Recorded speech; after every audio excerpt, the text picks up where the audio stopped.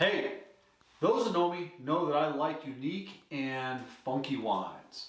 So, we're going to go ahead and review a wine that has maybe 20 acres growing in it in the state of Washington here. Today we're going to go ahead and review Wilridge Vineyards out of the Naches Heights area, 100% estate grown Nebbiolo wine. I'm looking forward to this. Stay tuned.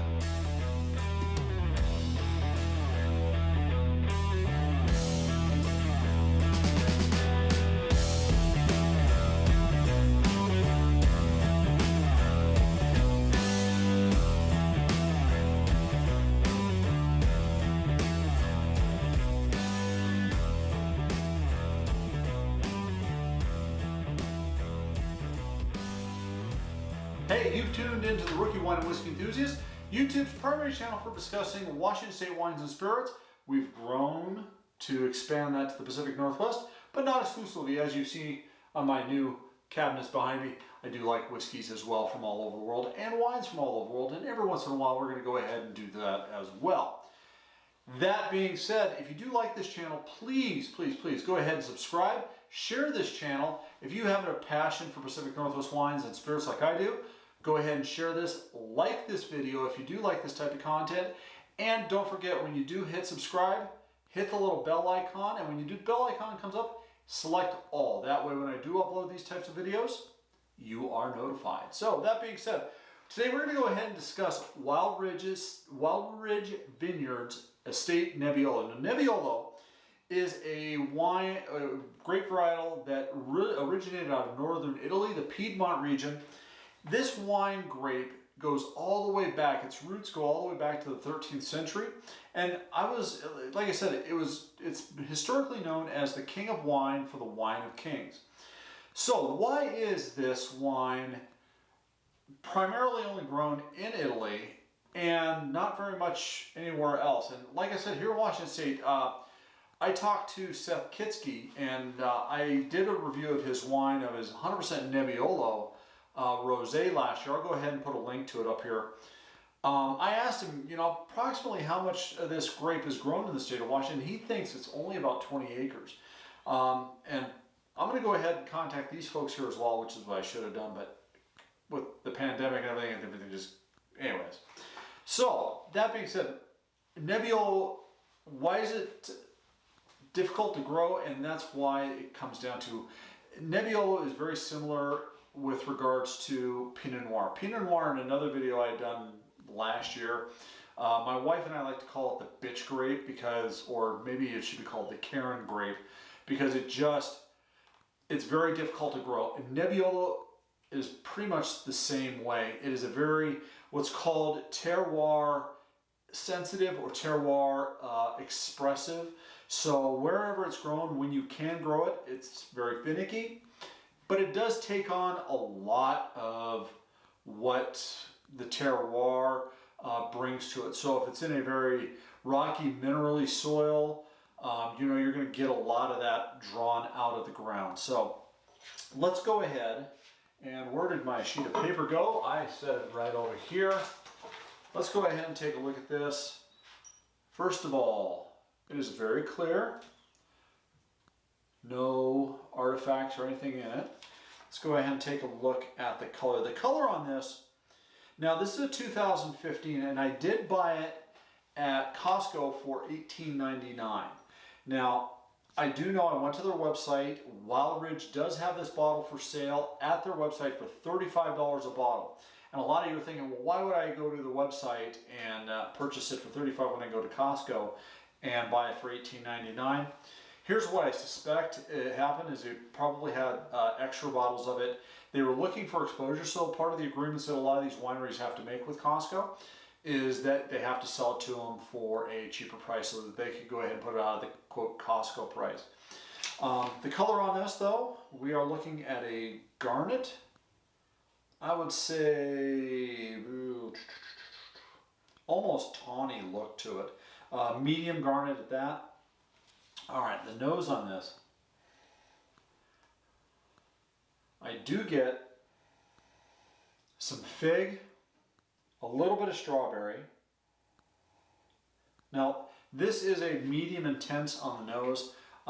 When I opened it up, it's been in my glass for about 10 minutes now, but there's still a very good medium intensity to it. Again, I'm getting strawberry, some fig, almost raisin. There's a little bit of cherry syrup in it. Now I am getting an earthy note, almost herbal earthy. A little bit of black tea. Let's go ahead and take a sip.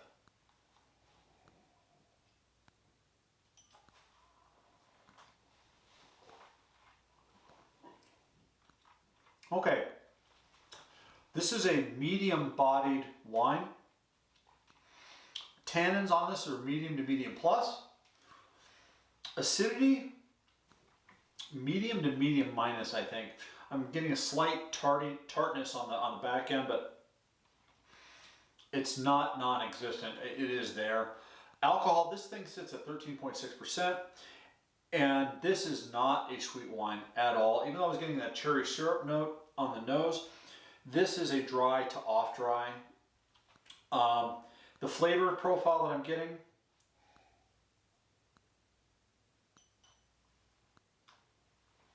okay, I'm getting some of that strawberry on there.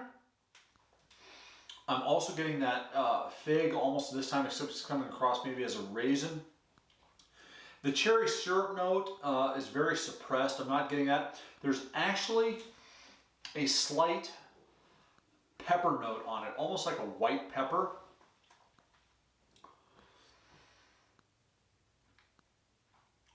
That black tea note really is there.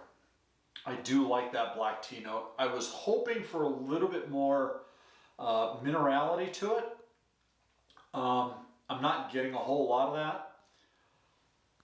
But I do like this wine. I very much so. As a matter of fact, because of this bottle, I am going to go ahead and probably schedule a trip to go out there, hopefully this fall on the weekend. For me, it's a quick trip up and over Mount Rainier. I think this is easily a day trip. I'm going to go out and see what they've got going on elsewhere. This is a very expressive wine. It is in balance, I think. Let's go ahead. What am I going to rate this? You know what?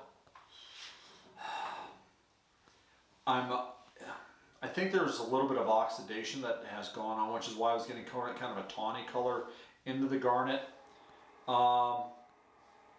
I think it's bottle aged very well. Like I said, this is a 2015. I just purchased it from Costco, so it's obviously been aging somewhere. I think this wine is ready to drink right now. I'm going to give this a solid 88 out of 100. Is it worth $35? You know what? A bottle, if you go to the winery or the winery's website, I'll put the link in the description for the winery down below. I'm going to have to go out to the winery and taste a newer vintage of this. I don't know if they have any newer vintages of this right now. I don't even know if they're still making it. I know that a lot of wineries, when they, especially with a lot of these unique grapes here in the state of Washington, if they don't have a very good success with it, they tend to rip them out and put new grapes in that they will have success with. I hope that they still have this, because I'm really interested in the Nebbiolo. I'm also interested in a wine that should be very amicable to the Washington State's climate. It's called Lemberger. I've found only one winery of that, and I'm hoping to review that wine as well. Lemberger is not Limburger, so let's get that straight. Anyways, like I said, if you like this content, please go ahead and hit subscribe, like, and share this video. Have you had Wilridge Vineyards 100% Nebbiolo before? Please let me know in the comments down below. Is there a Nebbiolo you've had that maybe you think might compare to this, whether it's here in the Pacific Northwest or anywhere here in the United States? I'd be interested to even look for a Nebbiolo coming. Now that I've had this, I'd be interested to actually look at an Italian Nebbiolo and compare it. So, thank you very much. As always, life is too short for either bad wine or bad whiskey. Please drink responsibly. We're into September now, 2020. The dumpster fire is almost over. Cheers.